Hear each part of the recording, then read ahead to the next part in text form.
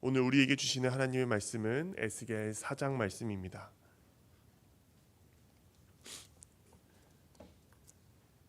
에스겔 4장 말씀을 교독하겠습니다. 인자야, 토판을 가져다가 그것을 내 앞에 놓고 한 성읍 곧 예루살렘을 그 위에 그리고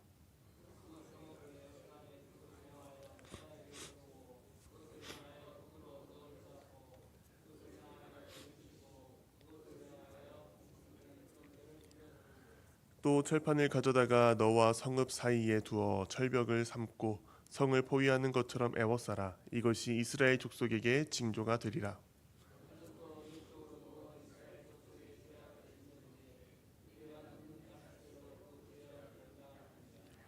내가 그들의 범죄한 횟수대로 내게 날수를 정하였나니 곧 390일이니라. 너는 이렇게 이스라엘 족속의 죄를 담당하고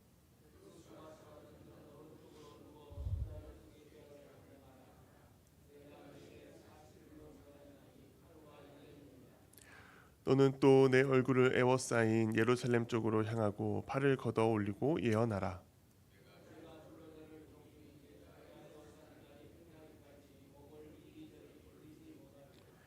너는 밀과 보리와 콩과 팥과 조와 귀리를 가져다가 한 그릇에 담고 너를 위하여 떡을 만들어 내 옆으로 눕는 날수 곧 390일 동안 먹되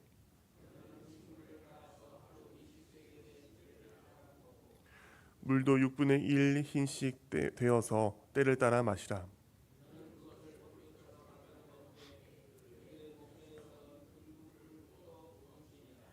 또 여호와께서 이르시되 내가 여러 나라들로 쫓아내어 흩어버릴 이스라엘 자손이 거기서 이같이 부정한 떡을 먹으리라 하시기로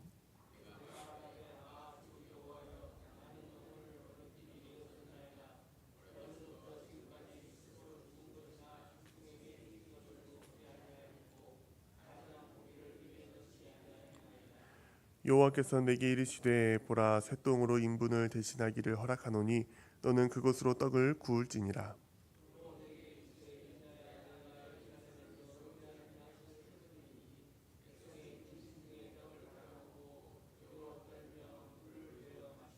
함께 읽겠습니다. 떡과 물이 부족하여 피차에 두려워하여 떨며 그 죄악 중에서 쇠폐하리라. 아멘.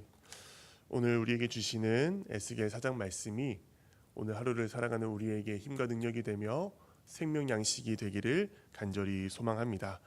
어제까지 살펴본 에스겔 3장까지는 하나님께서 에스겔에게 소명을 주시는 장면이었고 오늘 본문 4장부터 24장까지는 본격적으로 유다 백성을 향한 선지자로서의 사명을 감당하는 에스겔의 모습을 우리가 살펴볼 수 있습니다. 4장에서 선지자 에스겔은 하나님의 명령을 받아 기이한 행동들을 하기 시작합니다. 선지자들이 하나님의 말씀을 전하는 방법을 크게 세 가지로 구분해 볼 수 있는데요. 첫 번째는 말과 글로 하나님의 뜻을 전하는 것입니다. 가장 기본적이고 대부분의 예언자들이 이 말과 글로 하나님의 말씀을 전했는데요. 하나님께서 이렇게 말씀하신다. 여호와의 말씀이니라 라는 말을 그 자신의 예언 앞에 붙임으로써 이것이 내 말이 아니라 하나님의 말이다. 하나님의 뜻이다 라는 것을 전하는 것이 특징입니다. 그 다음은 기적입니다. 이사야 말씀에 히스기야가 병에 걸려서 죽을 위기에 처했을 때 이 히스기야가 하나님께 기도하였고 이사야가 히스기야에게 찾아가 당신이 병을 나을 것이다 라는 예언을 하게 됩니다. 그 증거로 해 그림자가 10도 물러가는 일이 일어나게 됩니다. 이러한 기적들, 이적들을 통하여서 하나님의 뜻을 전하는 선지자들도 있었습니다. 마지막으로 오늘 에스겔과 같이 이런 상징적인 행동을 통하여서 하나님의 말씀을 전하는 예언자들도 있었습니다. 이사야 20장 3절에서 4절 말씀을 보면은 이사야가 3년 동안 벗은 몸 벗은 발로 다니면서 애굽과 구스에 대한 예언을 하였습니다. 이것은 애굽과 구스가 아수르에 의해 포로로 끌려갈 것을 예언하는 이야기였습니다. 또 우리가 잘 아는 것처럼 호세아가 있습니다. 음란한 여인 고멜을 아내로 맞이하여서 음란한 자식을 낳는 상징적 행위를 통하여서 이 이스라엘 백성이 하나님 앞에서 음란하고 타락하고 우상 숭배했다라는 것을 상징적인 행동으로 보여주었습니다. 오늘 에스겔 4장과 또한 5장 말씀에서도 하나님께서는 에스겔의 행동을 통하여서 상징적인 행동을 통하여서 하나님의 뜻과 하나님의 마음을 전하고 계십니다.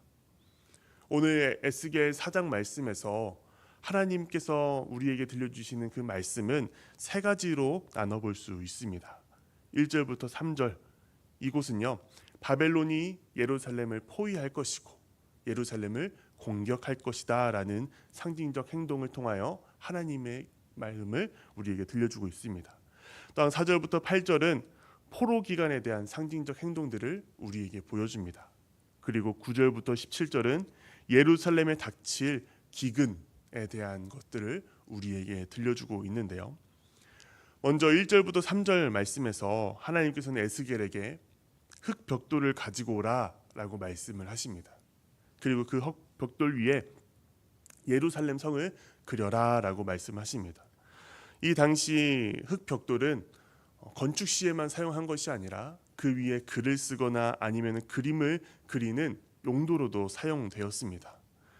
2절에서 하나님께서는 성읍을 에워싸고 사다리를 세우며 흙으로 언덕을 쌓고 진을 치고 공성태를 둘러 세우라 라고 말씀합니다.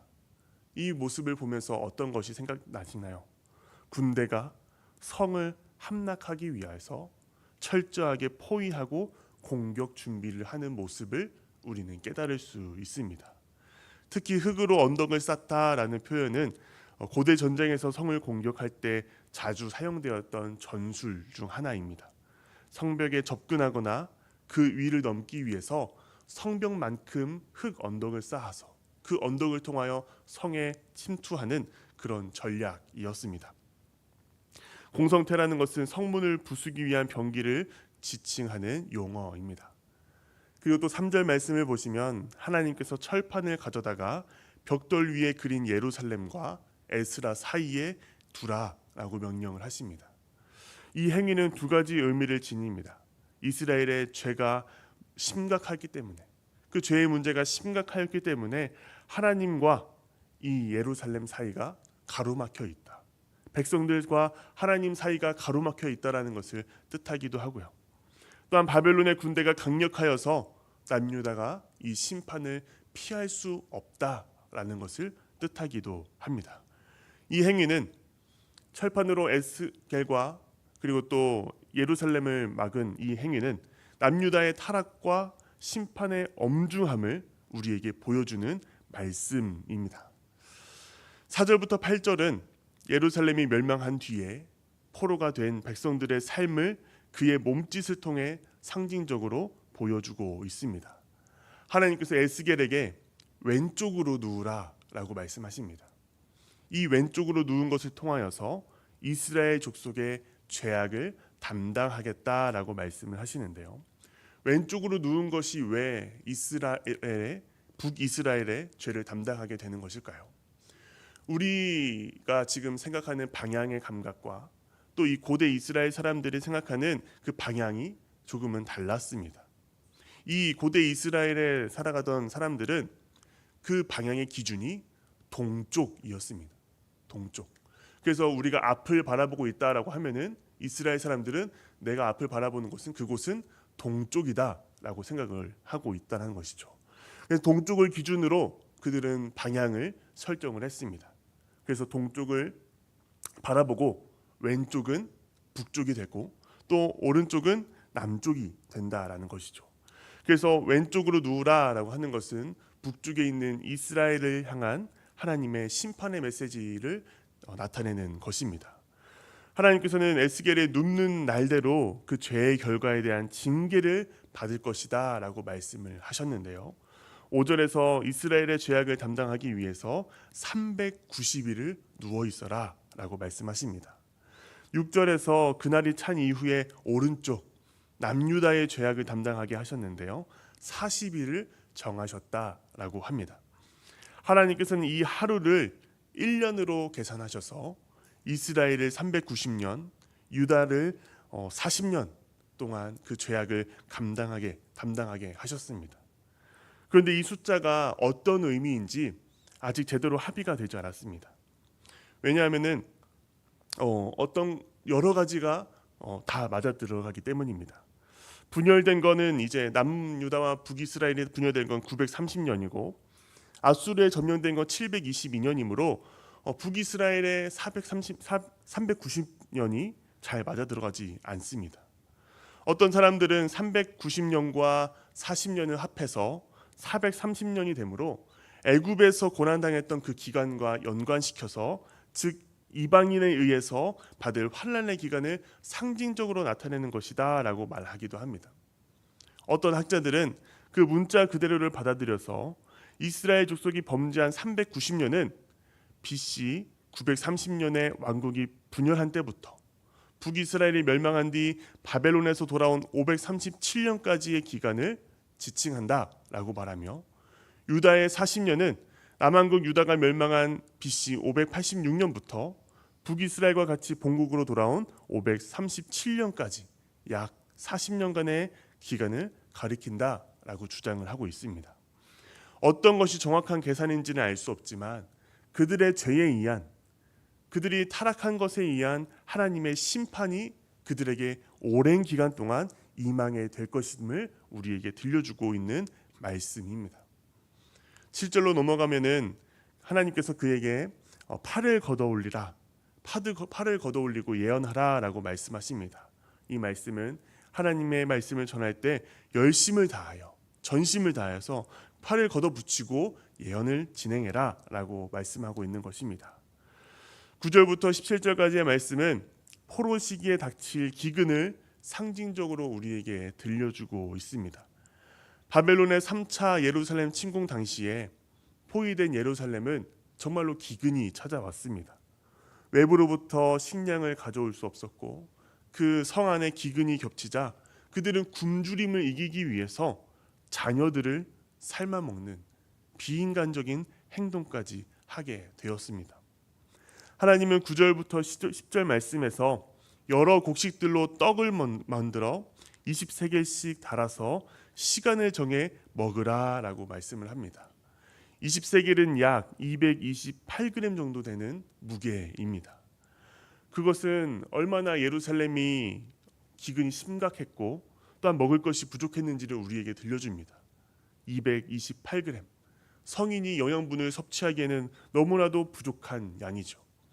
11절에도 물 6분의 1 흰씩을 먹으라 라고 말씀을 하시는데요. 이것도 성인에게 필요한 물의 양이 참참 못 미치는 그런 양입니다. 12절에서는 하나님께서 인분을 연료로 사용하여 떡을 굽고 이 부정한 떡을 먹으라 라고 말씀하십니다. 이는 고대 사회에서 심각한 땔감 부족 상황을 겪을 때 소나 낙타의 배설물을 통하여서 연료를 대신했다라고 합니다. 그러나 여기 이스라엘은 너무나도 기근이 심해서 그조차도 구할 수 없을 정도로 궁핍한 상태가 되었고 인분으로 연료를 대신해야만 하는 그런 상황 가운데 놓이게 된다라는 말씀입니다. 14절에서 제사장 출신인 에스겔은 율법에 따라 부정한 것을 가까이 하지 않았고 또한 부정한 것을 멀리 했음을 고백하고 있습니다. 부정한 일을 행하라라고 하는 하나님의 명령 앞에서 큰 고뇌와 괴로움을 표현하고 있습니다. 15절에서 하나님께서는 이 에스겔의 고민을 들으시고 배려해 주시는 장면이 등장합니다. 인분이 아니라 쇠똥으로 너가 그 떡을 구워 먹어라. 마지막 16절과 17절에 이 모든 것을 행하는 것, 그것은 하나님의 뜻이고 하나님께서 그들의 양식을 끊으실 것이고 하나님께서 그 나라를 멸망시키겠다라는 의지와 확신의 말씀을 우리에게 들려주십니다. 이렇게 우리가 에스겔 4장 말씀을 살펴보았습니다. 오늘 말씀을 통해 우리가 깨닫는 바는 하나님의 말씀을 떠난 백성들은 최후와 비극과 심판을 경험하게 된다라는 말씀입니다. 죄를 반복하며 돌이키지 않았던 이스라엘의 모습은 결국 하나님의 심판 앞에서 무기력하게 무너지는 한계와 어리석음을 보여줍니다. 그러나 동시에 에스겔의 삶을 통하여서 우리는 또 다른 진리를 발견하게 됩니다. 에스겔은 하나님의 말씀을 단지 입술로 전하는 데 그치지 않았습니다.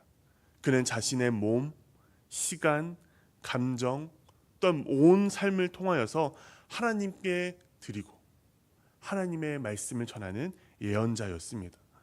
하루 이틀이 아니라 430일 동안 움직이지 못한 채로 누워 있어야 했습니다. 소량의 떡과 물로만 그 시간을 버텨야만 했습니다. 제사장으로서 꺼려야 할 부정한 행위조차 감내하면서 그 일들을 감당했습니다. 그의 삶은 그 자체로 하나님의 말씀을 전하는 설교와 같은 삶이었습니다. 사랑하는 조국 예루살렘이 멸망하는 것을 비극적인 일을 벽돌 위에 그려내고 눈물로, 고통으로, 외로움으로 그 말씀을 전해내야 했습니다. 이것이 하나님의 말씀을 따르고 전하는 삶의 진정한 모습입니다. 화려한 길도 아니고 쉬운 길도 아닙니다. 헌신과 고난 그리고 자기 부인의 길입니다. 그러나 이 길이, 하나님의 말씀을 전하는 길이 우리의 몸과 삶과 시간과 모든 것들을 통하여서 하나님의 말씀을 전하는 길이 가장 영광되고 복된 길임을 우리에게 들려주고 있습니다. 하나님은 에스겔의 수고를 외면하지 않으셨고 그의 탄식을 들으시고 그의 몸부림을 기억하셨고 그의 순종을 통하여서 이스라엘의 하나님의 뜻을 드러내셨습니다. 오늘날 우리도 하나님께 부름받은 사람들입니다. 하나님의 사명자들입니다. 말씀 앞에 살아가고 말씀을 따라 걸어가야 하는 사람들입니다. 그 길이 때로는 외롭고 손해보는 것 같고 말씀이 요구하는 길이 무겁게 느껴질 수 있습니다. 하지만 분명한 사실은 그 길은 헛된 길이 아니며 하나님께서 반드시 기억하시고 갚으시는 거룩한 길이라는 사실입니다. 오늘 우리가 하루를 살아갈 때 이 하나님 말씀 앞에 무릎 꿇고 순종하는 길을 걸어가는 저와 여러분 되기를 간절히 바랍니다. 말씀 앞에서도 흔들리지 않는 하나님의 뜻을 전하는 신실한 증인으로 삶으로 복음을 살아내는 에스겔과 같은 저와 여러분 되길 간절히 바랍니다. 오늘 하루를 살아가면서 우리의 시간과 우리의 몸과 우리의 삶을 통하여서 하나님의 뜻을 드러내고 하나님께 영광 올려드리는 모든 성도님들 되시길 주님의 이름으로 축원합니다.